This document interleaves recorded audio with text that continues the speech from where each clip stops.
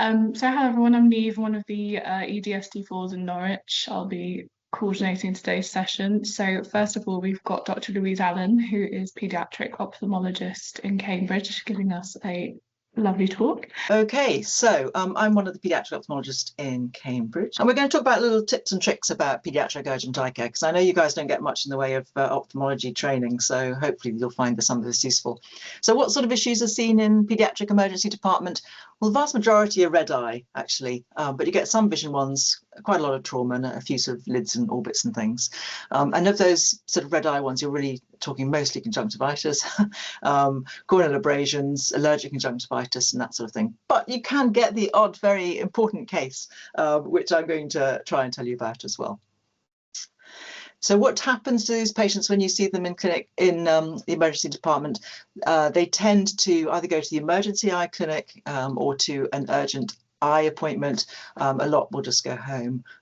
Some are reviewed in emergency and others go to paediatrics, which would tend to be the orbital cellulitis who get admitted under paediatrics. We'll cover a few of the red flags you just should have your antenna out for: skin, orbital problems, vision problems, examination tips, front of the eye problems, and important conditions with presenting eye signs. So the history, the facts and the history that you're very interested in, which always perks up our interest, is if there's photophobia, especially to normal room lighting. So if the child is really, scrunching up their eyes and finding it very difficult to function because they're photophobic, that is a red flag. A change in visual behavior that the parents have noticed. Parents are almost always right. If something's funny about their vision, they'll usually pick up on it quite quickly. Double vision in a child. So children don't really complain of double vision unless they're over 6 or so. Otherwise, I'll just say their vision's a bit blurred. Or younger children, what they do is they suppress the vision very quickly in one eye and stop themselves from getting double vision. So they may not complain of double vision at all. Systemic malaise, obviously. Upper respiratory tract infections, because the sinuses are very close to the orbits, so at risk of orbital cellulitis, and contact lens wear, because contact lenses, and you may think, this child isn't wearing contact lenses, are far too young, but actually we use contact lenses, extended wear contact lenses in babies who've had cataract surgery. So be aware, be asking about contact lenses, because actually the first thing you need to do is to get the contact lens out. I'm not expecting you to be able to do that, but you need to find somebody who can. So in the examination, the things you just need to be aware of are if you can't actually get a good look at the eye because the lids are too puffy or the child won't let you. Light aversion, comes back to the photophobia as well. Reduced visual acuity, we're going to be talking about some ways you might want to check vision. And RAPD, which we'll be talking about later on, really important sign that something bad is happening either to the optic nerve or retina. Proptosis, obviously, restricted eye movement, and an incomitant squint. So an incomitant squint is one where the eyes, they may look fairly aligned in the primary position, but as soon as they go over to the other side, that's when they get the squint, and that's usually a sign of a cranial nerve palsy. Circumcorneal injection. So injection is a fancy ophthalmic term just for saying a red eye. So if your eye is red around the cornea, it's usually a sign that something bad is happening either to the cornea or you've got a uveitis. Whereas if it's mostly in the conjunctival fornices, that's more likely to be conjunctivitis and less of a serious problem. An irregular pupil, of course, hyphema, blood in the anterior chamber, which often forms a level, or hypopion, which is pus in the anterior chamber, which will also form a level, and an abnormal red reflex. Look for the red reflex on every child, because that tells you if there's any sort of medial opacity, so something going on in the vitreous further back behind the eye, or a cataract, of course. So just talking about chemical injuries first. I'm sure you guys know how to do this. I'm sure it's something you must go through, but please do put topical anaesthetic in. And the best topical anaesthetic is proximeticaine because it doesn't sting at all. If you use tetracaine, that's incredibly stingy and the child will never talk to you again. But proximeticaine, put it in before you start to irrigate. And obviously you're going to just be completely washing out the eye. Try to avert the lids if you can. Use a cotton bud if there are particulates around, and you need to irrigate for at least 20 minutes and then check the pH and irrigate again. If not, there's a YouTube link about how to do the irrigation. The child will hate you forever, but you might have saved the child, blindness in that eye. The highest risk chemicals are actually alkali because they sort of go through the tissues. They saponify cell membranes, so they really get into the eye very easily. Acids don't tend to because they precipitate proteins and they act as a barrier to further damage, but you still get significant damage. So beware, you might think, oh, that eye looks nice and white, there's no problem going on there, but actually it's all of the blood vessels have been destroyed and that's why it's white. So beware the white eye after a chemical injury. The eye should be red, not white. So how do you check vision in children? Well, in babies, it's mostly about visual behavior. Are they interested in your face? I mean, I have all these little toys. I hope you can see me, but I have all these little toys in my clinic. So get some toys. They'll be interested in those. And you can just check that they fix and follow each eye. As they get a little bit older, so maybe sort of 2 or 3, they may be interested in the symbol charts, and you can get apps. There's one called the Eyesight app, which you can use symbols. For you lucky ones in Cambridge, there's actually an app that I invented called DigiViz, which you can actually do a vision in the emergency department, and it's a matching test, so the child doesn't necessarily have to know their letters, they just match the test, but I'll talk a bit about that a bit later on. I went into the Cambridge emergency, paediatric eye emergency clinic. They got a terrible, so old Snellen with really old-fashioned symbols on it, which no child will ever know what they are. And it's just a 1-meter chart. That's really not an acceptable way of testing vision. And actually, I have given you access to DigiViz down there, which basically you go on to Epic, you create an order for DigiViz DVA, it gets sent to the patient, to the parent's phone, and then they can just pair with any POW or WOW or whatever, and they can do the vision. You just have to measure 2 meters, and it's very accurate. We use that up in clinic. So, red or painful eyes. Obviously, normal things in the history. You know, when did it start? How did it happen? Was there any injury? Has there been exposure to any allergens? Photophobia, of course, the biggie. Type of discharge there is, whether it's tears or sticky discharge, and general history, child well, eating, and temperature, history of cold sores, rash, that sort of thing. So this is the baddie. I should have moved that arrow over a bit. This is tetracaine. That tends to be the one you keep in the emergency department. It's horrible. We do cataract surgery under tetracaine, and it's incredibly stingy. So you've actually lost the child before you've even started to examine them if you use tetracaine.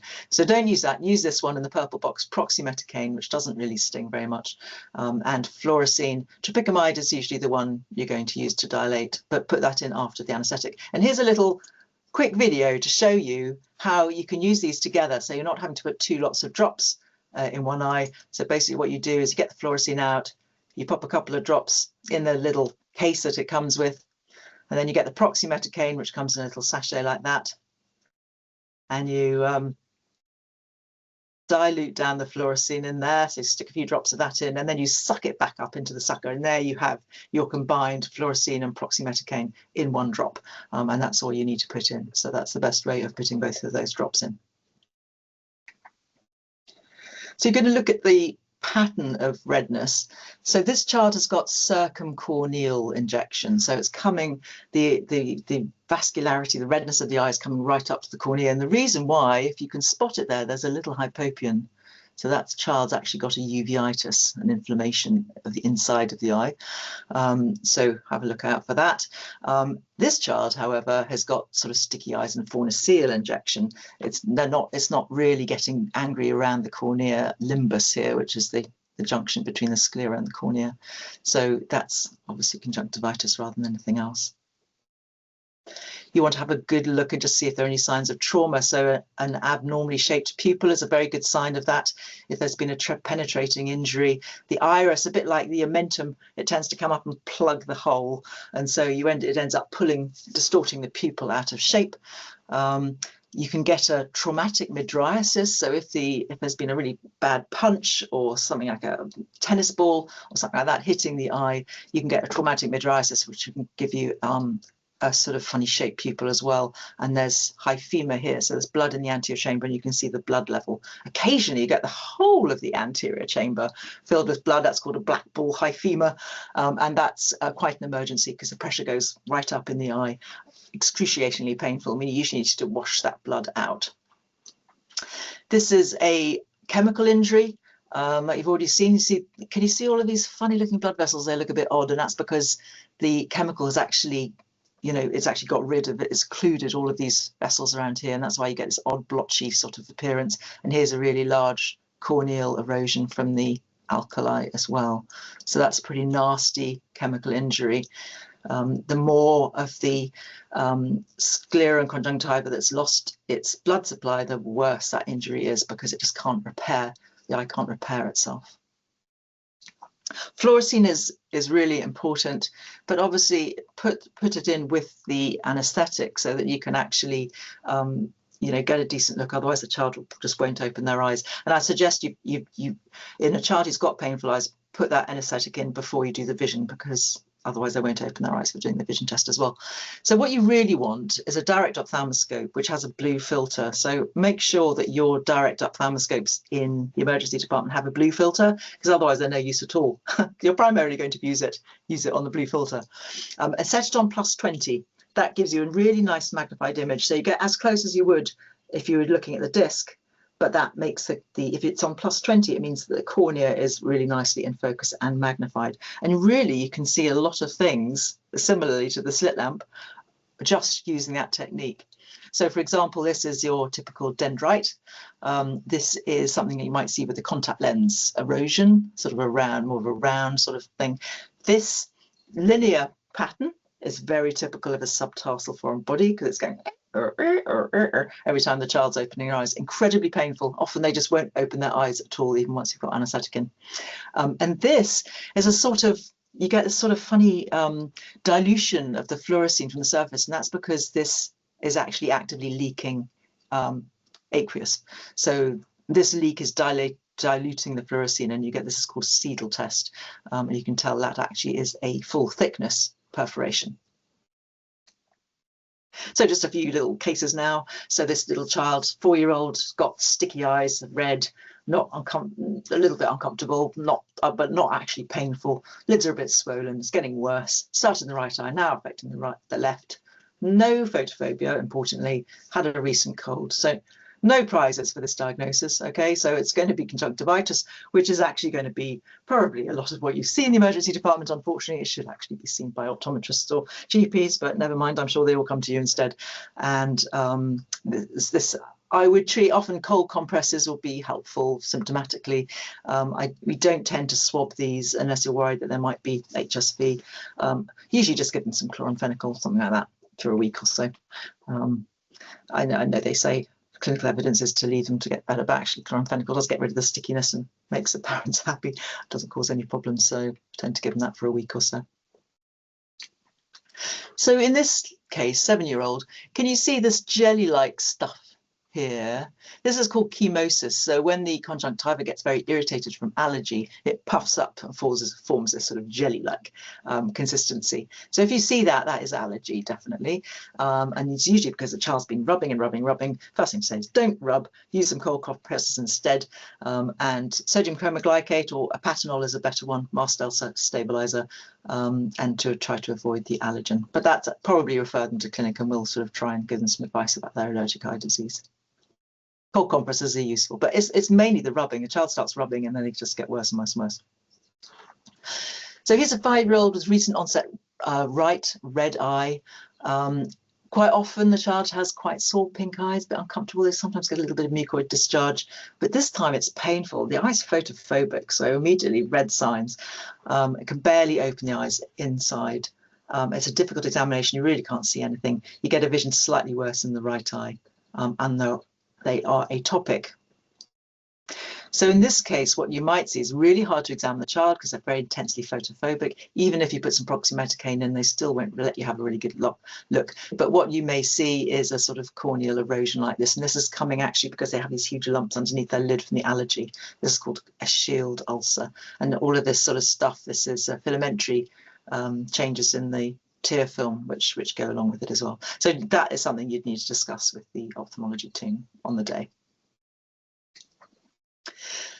Little baby, quite nasty, puffy eyes, only 4 days old. This is neonatal conjunctivitis. So you will need to swab these ones that are within a couple of weeks of age. And you must do a herpes swab, and a bacterial swab, and a chlamydia swab. That's very important. Always look for a red reflex. Just check if you can open their eye. I mean, generally, you'll see that the eye might not look too bad itself, but the lids might be very swollen. And depending how severe it looks, I'd certainly get the ophthalmologist involved in a case like this. They may need to come in if you're concerned that this might be more of a preseptal cellulitis rather than conjunctivitis. It can be quite hard to tell the difference. They may need to come in for systemic antibiotics. But levofloxacin is a great drop to use topically because this actually is active against chlamydia as well as bacteria. And I usually start that every 2 hours or so. And that often in itself makes the eye much, much better. So there's another little 5-week-old, and they have this horrible swelling here, off their food, really can't sleep, you know, in a terrible way, huge amount of pain. And that is a dacryocystitis, which often happens because it basically happens because of congenital nasolacrimal duct obstruction. They've got a collection in their lacrimal sac that gets infected, and then it ends up with this horrible, horrible problem. Often I actually lance these, I have to say, and you get all the pus out, and immediately the child is relieved and starts feeding straight away. So yeah, it's quite nasty. But you know, you can treat these forever with antibiotics, but trying to get the antibiotics to penetrate that abscess is actually quite hard. So that's why I usually let the pus out first and then give them the IV antibiotics, because there is a risk whenever there's infection around the eye in a child that's so close to the cavernous sinus that you can get cavernous sinus thrombosis, which is obviously pretty bad. Generally, once it's settled down, the inflammation settled down, you can do a syringe and probing procedure as an elective, usually about 6 to 8 weeks later, just to open up the tear duct. So this is a word of warning, because you see this big thing on the outside, but actually on the inside, there is also a cyst too, and that can obstruct their breathing. So it is quite an important thing to sort out. Okay, a 6-year-old increasing lid swelling, so they've scratched something like a spot or a bite or something like that, but the eye's moving well, the child's all right, their eye's a bit sore, but otherwise they're fine in themselves. So this is a preseptal cellulitis. And with this, you can usually give them oral antibiotics with some warning signs for the parents if things get worse to come back. But co-amoxiclav is the thing we tend to use for this. This is quite a useful thing. If you want to scan that, it'll take you to a very good site about which gives you a staircase thing for preseptal and orbital cellulitis. So just hover for a second if you want to scan that. Hopefully that should take you to the right place. And it's all about the orbital septum. So there is an orbital septum here, which basically separates the skin and the adnexal sort of tissue from the orbit. And that preseptal cellulitis happens anterior to that, and orbital cellulitis happens posterior to that. So generally, the reasons why people get preseptal cellulitis is because they've picked a spot or there's something superficial happening. And it's actually quite difficult for bugs to get through the orbital septum to get into the orbit. So it's rare in those occasions to get orbital cellulitis from a bite or something like that on the surface. You're more likely to get orbital cellulitis from the sinuses, which are wrapped around the orbit, very fine, thin bone, and it's very easy for the bugs to cross that, and that'll give you an orbital cellulitis. So although they may present looking the same, orbital cellulitis is infection within the orbit. The eye tends to get proptosed because of all the swelling in the orbit. They can't move their eye very well. It's much more painful. They're off their food. They're feeling rotten. So that is the sign of orbital cellulitis, and they need to be admitted. They usually have the CT scan. They have IV KEF. You only need to give metronidazole if they're over 7. So I see so many babies that are put on metronidazole. They don't need metronidazole. They just need a cephalosporin of your trust choice. So metronidazole is only needed if they're over 7, and that's because they just don't really have formed sinuses at that age, so they don't get these anaerobes in the sinuses. that nice website I gave you the link for, that will tell you about exactly what you need to do when, about when to get a CT scan, and that sort of thing. So that's quite a useful source. So this one definitely does have orbital cellulitis. He's actually developed a subperiosteal abscess, which is what you're looking for on the CT scan. And generally, it's the ENTs. They get admitted under PEDS, the ENT and ophthalmology usually. And ENT usually drain these medial ones, which are associated with ethmoid sinusitis. But the ophthalmologists drain the frontal ones, so the ones that are on the superior part of the orbit, because that's a little bit more difficult to access. So just be aware of those things. So sometimes you have a child with reduced vision in one eye, and generally that's going to be older children who complain of that, because obviously the younger ones they don't care if they're using one eye or the second or the other or both. To them it's the same. They don't complain if the vision goes down in one eye, which is actually a risk. You're going to ask, when did it happen? Has it got worse? Has it got better? Is there pain on eye movement? Previous episodes, any trauma, and is there any medical history or family history of an eye condition. And if it's reduced vision in both eyes, I imagine you might get this quite quickly, but kids do get migraine, and they do get migrainous aura.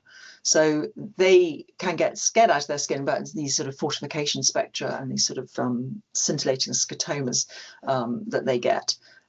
So the kids with migraine, they tend to get very sensitive to sound, sensitive to light. They go into a dark place.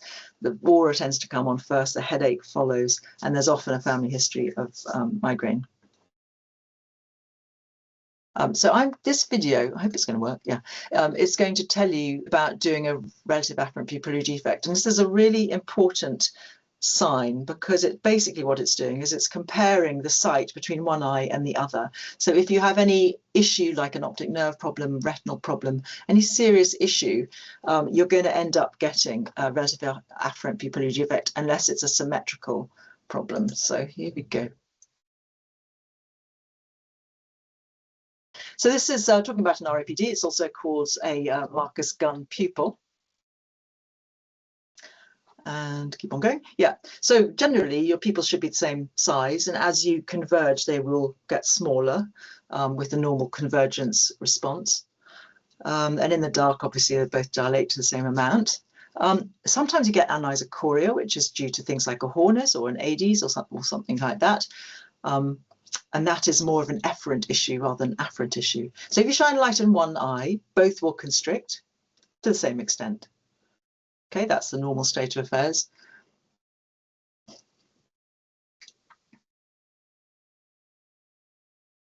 So they should both constrict equally, and then they sort of gradually dilate. Yeah. And in the dark, obviously, both should be big, both constrict. It's important to have them looking into the distance when you do this test. So in this case, as an relative afferent defect, is shining the light in the right eye, comes over to the left, and the left actually dilates because it's seeing less light. So in that case, there's a left RAPD. So you're going from one side to the other. You should get a constriction as you go to each side. You'll get both constricting. But actually in an RAPD, what will happen is that the eye with the abnormal optic nerve, that pupil will dilate as you swing it across. And you come back and it constricts, and you swing it back to that eye and it dilates. It can be quite subtle. And then we have functional visual loss, which we're seeing an awful lot of at the moment in these kids who have stress and anxiety and things. And they come in and they manifest their stress and anxiety by having reduced vision, and it can be quite hard to work out what's going on actually. But typically it's a child between 6 and 16, usually often girls, often high achieving girls. We get a lot in Cambridge. We have a gradual onset of symptoms. They're not really inconvenienced by the problem, so you might see them out on their phone in the waiting room. And there may be some conflict either in the family or at school, so you can sort of go into that. But I think obviously these will end up coming to ophthalmology. The thing that I haven't actually put in this presentation, but I wanted to draw to your attention, is avoidance restrictive food intake disorder, ARFID. So we've seen about 6 of these in the last 6 months, and these are often autistic kids who eat just beige food. And what they present with is actually the signs of vitamin A deficiency. So they have sore, dry eyes. They're often photophobic. They may complain that their vision's gone down. So just think and ask the parent, is your child on a normal diet? Because one of the first signs of vitamin A deficiency is a dry ocular surface, xerophthalmia. And if you catch it at that stage and you give them supplements, it's completely reversible. But unfortunately, what these kids, if you don't treat them, what will happen is their vitamin A deficiency will lead to bilateral optic neuropathy and blindness. And we've had 5 out of those 6 kids that we've had have been detected late, and they've become blind bilaterally. So, and there's no, that's permanent. So for the rest of their life, not only are they autistic, but they actually are blind. We've only managed to rescue one, which was detected when their eyes were sore and dry rather than before they developed the optic neuropathy. And so we managed to reverse the mild optic neuropathy they had at that time. So just be aware of that. Just ask about the diet, because it's a terrible thing to miss. Completely preventable, and permanent bilateral visual impairment. Not nice. So you may, in your distant past, remember about squint and diplopia. So most childhood squints are concomitant, which means that their squint angle is about the same in all positions of gaze. So say if you've got a child who's got convergent squint, they will look pretty much convergent all the way around. But we're more interested in the ones who might have something important that's going to be damaging to them. So we're interested in the incomitant squints. So their angle of squint changes a lot depending on their position of gaze. So for example, if a child has a 6th nerve palsy or a bilateral 6th nerve palsy, which is often the scenario if you've got a brain tumor, they will present with a convergent squint. And when you try to get them to abduct, they won't. So their squint actually gets worse in lateral gaze on both sides. So be really careful about that. That's the big one. It's a false localizing sign of raised intracranial pressure, having bilateral 6 and a relatively acute onset convergent squint. This is quite a good one to remember. You might want to take a picture of it, just to remind yourself what all of the muscles and the nerves do in the eye. Remember LR6SO4, so the 6th nerve supplies the lateral rectus, it's a bit like a chemical formula. SO4, superior oblique, is supplied by 4th nerve. So this makes sense because when you draw a vector between these two, say if you have a 3rd nerve palsy, all you've got left working is the 6th nerve and the 4th nerve, and the vector of that is down and out, and that's why you get a down and out eye. So it's quite a nice diagram to remember. And if you think the obliques work towards the mouth, the circle, so obliques only really work in adduction. That's where you're going to test them. So that's where you're going to test your 4th nerve function.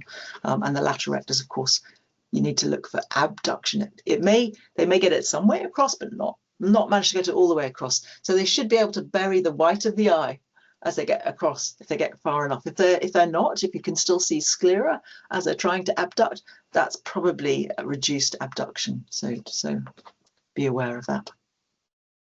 And this is a child who's got a left 6th nerve palsy. So you can see that there is a left convergent squint there in primary position, but right eye, there's no squint. But if they look to the right gaze, there's no real squint there. But if they look to the left, the squint angle gets much bigger. So that's a left 6th nerve incomitant squint. And if you manage to look at the disc, which I'm not suggesting you would manage, but if you did, they may well have papilledema. So rings the bells. So if you have an unconscious infant, what you're thinking about, well, could this be a non-accidental injury? And you may be able to get a brief look into the eye and see some big red splodges. And unfortunately, this is sort of the type of retinal appearance they often have. And they have multi-layer retinal hemorrhages, often have a swollen disc as well. So these are these big blot hemorrhages, which often have little white centers to them. They get superficial hemorrhages and deep hemorrhages as well.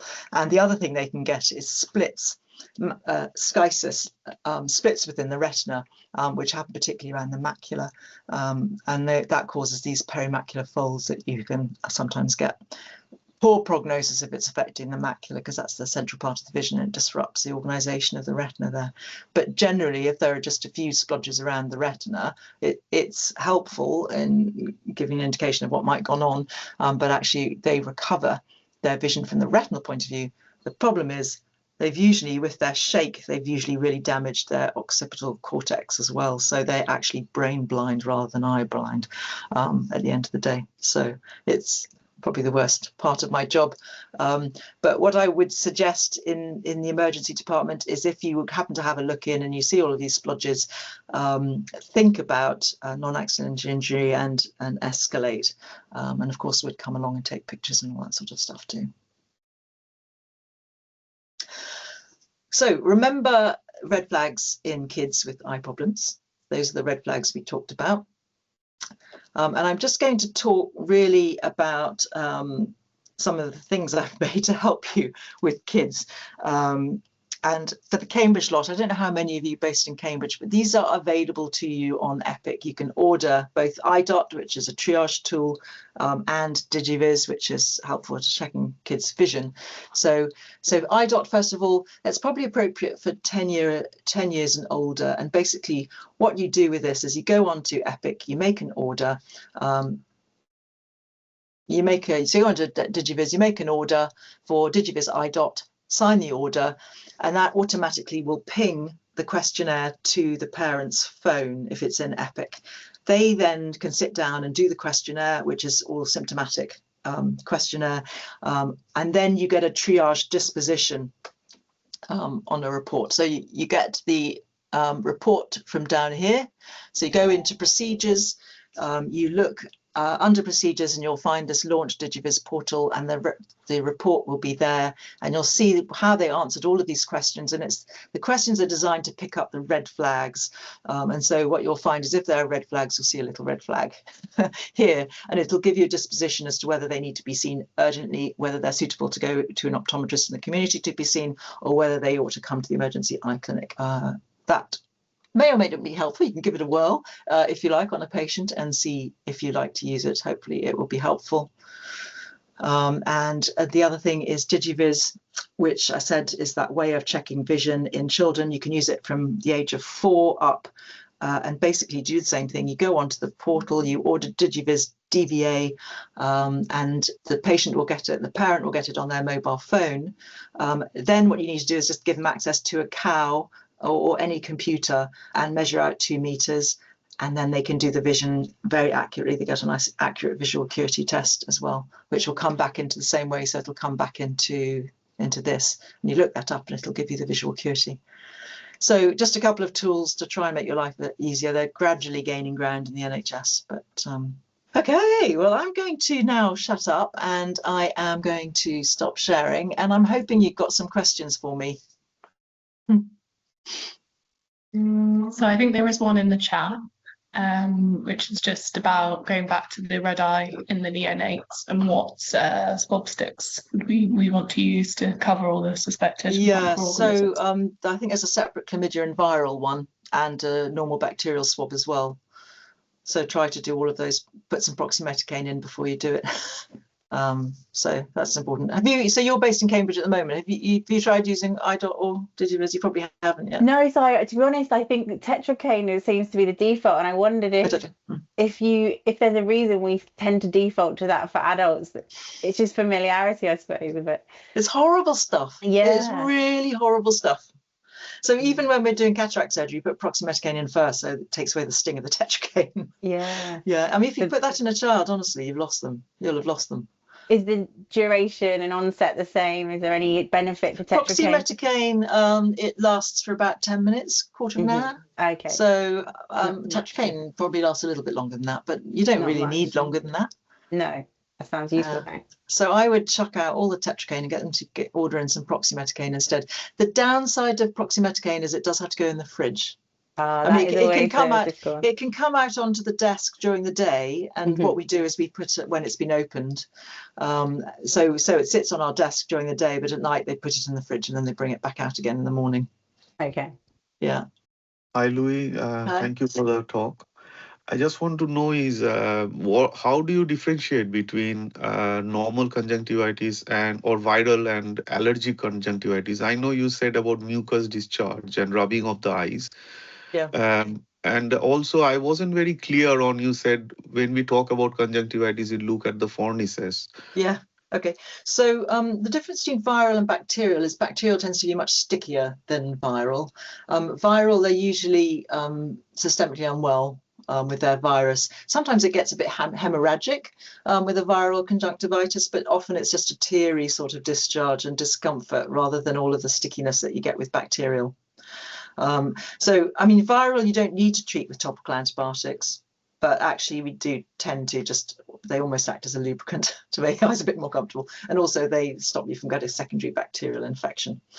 So that was one question. And the fauna seal injection, I mean, generally, if you've got a problem inside the eye, the redness gets worse towards the limbus, which is the junction between the cornea and the sclera. But in conjunctivitis, if you look down there, that'll be really red and velvety and swollen, and that is conjunctivitis, because that's where all the conjunctival tissue is.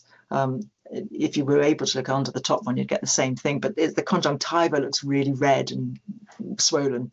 You get these sort of pattern of blood vessels getting towards the cornea. Allergic itchiness. If they're itchy, it's almost certainly going to be allergic. That's the thing. As soon as I hear itchiness and rubbing, I think, oh, that's allergic. You won't be able to see it. I mean, cobblestones, they only happen in the very severe type of vernal keratoconjunctivitis conjunctivitis.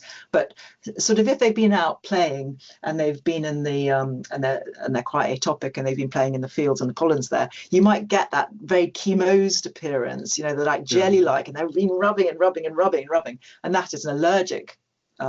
Acute allergic conjunctivitis, but many will have more sort of chronic forms of like hay fever induced conjunctivitis, and they'll be rubbing, and again it'll be mostly down the fornices that it'll be red, unless they get a secondary problem, because you can get these corneal problems associated with severe allergic conjunctivitis. So if they get photophobic, if they're really rubbing hard and they're itchy and they're photophobic, then you've got to think, oh, this might be a more serious allergy. It might have started affecting the cornea, which is what can happen. And in one of your conjunctival slides, there was no diagnosis, I was thinking. Yeah, this one. This what one. Is the diagnosis? So that's a vernal keratoconjunctivitis. So that is a very severe chronic form of allergic conjunctivitis. So this child will have had this for a long time, but recently their eyes become red and painful. That's because they developed their shield ulcer. Now, you talked about cobblestones. If you everted this child's top lid, you will see a whole bunch of cobblestones, because it's those that are causing the shield ulcer. Okay. But I wouldn't advise you really, unless you're looking for a subtarsal foreign body, to go to avert the eyelid. I mean, something like this. If the child's photophobic, we've got to see them, full stop, really. Okay, thank you. Just a quick footnote is your talk on our feed. So currently I'm doing a nationwide audit, and this is a growing cohort. Yeah. And we are concerned. So we have started a nationwide audit looking at micronutrient deficiency, especially in autistic children.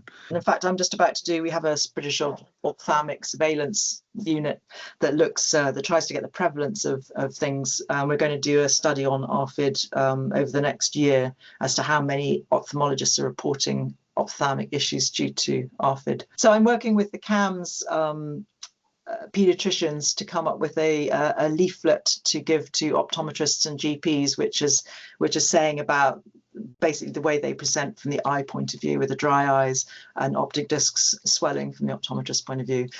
Always ask if there's a beige diet, get them to start supplements and refer them. So yeah, I'm working on it. Thank you. Thanks a lot. Yeah. Would you want those children referred to you just with the symptom of dry eyes? Obviously, that's quite vague and can have multiple causes. I would say probably the optometrist is probably a good first stop, because the optometrist will be able to see, because a lot of kids, complain of discomfort. But so I go to the optometrist first, because they'll be able to see if there is actually a severe dry eye problem, and hopefully by elevating their awareness of the issue, especially if you're saying this child has a poor diet, can you look for, dry eye and optic nerve head swelling? Then they'd bounce back to us. Yeah. You wonder why their diet isn't picked up before and something's done about supplementation before it gets to the stage that they get this vitamin A deficiency. Josephine, have you still got your hand up? Is that legacy? Yes, I just had a question about fluorescein. So I saw on one of your slides it said don't give with conjunctivitis. I'm just thinking of those cases where someone comes in because they've been washing the eye with conjunctivitis, they might have injured the eye.